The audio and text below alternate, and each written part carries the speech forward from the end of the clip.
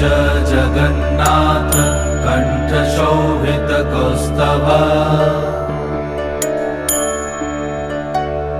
Padmanabha Vedgarbh चन्द्रसूर्यविलकरा Jagannath Loknath नीलाद्रीश परहरि